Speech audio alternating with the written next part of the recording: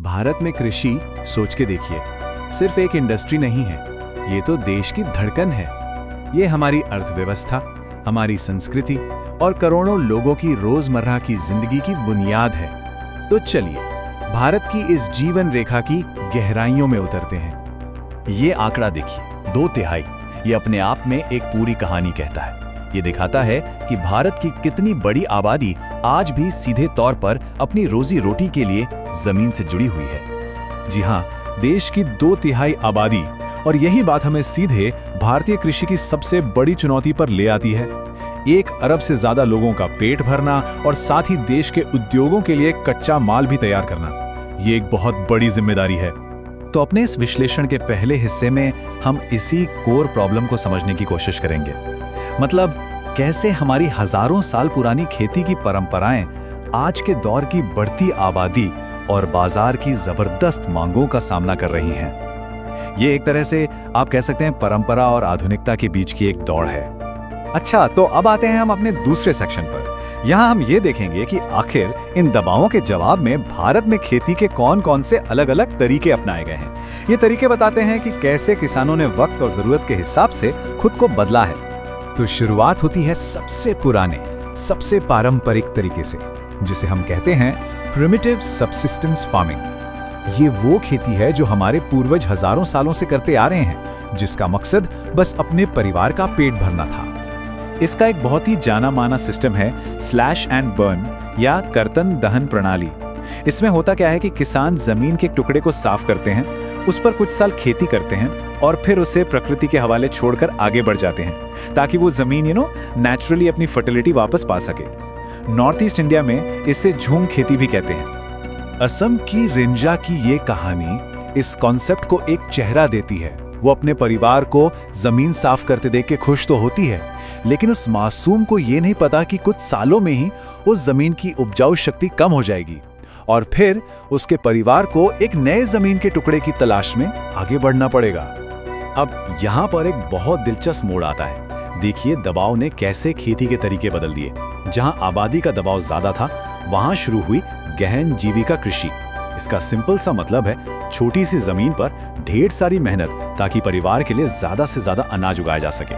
और दूसरी तरफ बाजार की मांग, उसने जन्म दिया वाणिज्यिक कृषि को, जिसका बस एक ही मकसद था, बेचो और मुनाफा कमाओ। ये टेबल देखिए, इससे पूरी पिक्चर एकदम साफ हो जाती है। एक तरफ है लकड़ी के हल जैसे सिंपल टूल्स, जिनका गोल बस परिवार का पेट भरना है। फिर आती है मेहनत मजदूरी वाली खेती, और आखिर में आते हैं मॉडर्न HYV सीड्स, फर्टिलाइजर्स, मशीनें, जिनका लक्ष्य है मार्केट के लिए ढेर सारा प्रोडक्शन करना। ये एक तरह से भारतीय कृषि के विकास की कहानी है, एक ही फ्रेम में।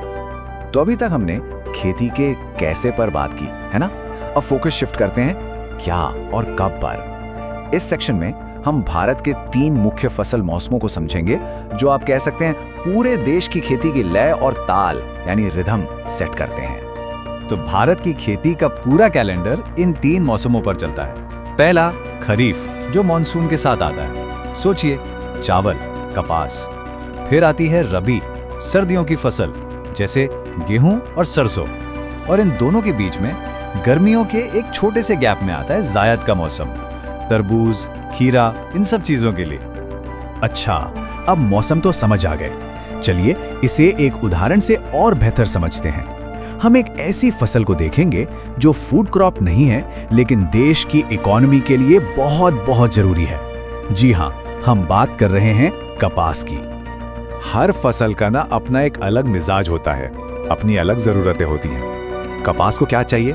उसको चाहिए हाई टेम्परेचर, हल्की बारिश और सबसे जरूरी 210 दिन बिना पाले के एकदम साफ खिली हुई धूप। और यही वजह है कि दक्कन के पठार की जो काली मिट्टी है वो इसके लिए परफेक्ट है। और यहाँ आकर खेत और फैक्ट्री जुड़ जाते हैं। किसान के खेत में उगने वाला ये कपास भारत की इतनी बड़ी टेक्सटाइल इंडस्ट्री का मेन रॉ मटेरियल है। वही रेशा फैक्ट्री में धागा बनता है और फिर वो कपड़ा जिसे हम पहनते हैं। देखा कितना डायरेक्ट कनेक्शन है। चलिए अब हम अपने विश्लेषण के आखिरी पड़ाव पर आ गए हैं। यहाँ हम उन कोशिशों पर नजर डालेंगे जो भारतीय कृषि के सिस्टम को अपग्रेड करने के लिए की गई हैं। मतलब सरकार और समाज दोनों लेवल पर क्या-क्या सुधार हुए। ये टाइमलाइन देखिए, इसमें आज़ादी के बाद का पूरा सफ़र है। शुरुआत हुई 1950s में जमींदारी सिस्टम को खत्म करने से, फिर 60s और 70s में आई हरित क्रांति जिसने पैदावार में क्रांति ला दी। 80s 90s में किसानों को फाइनेंशियल सेफ्टी देने के लिए क्रॉप इंश्योरेंस और ग्रामीण बैंक आए, और आज हमारे पास किसान क्रेडिट कार्ड जैसी स्कीम्स हैं। मतलब हर दशक में एक नया जरूरी कदम उठाया गया। लेकिन जानते हैं, बदलाव हमेशा सरकारी कागजों से नहीं आता। कभी कभी बदलाव लोगों के बीच से, जमीन से शुरू होता है।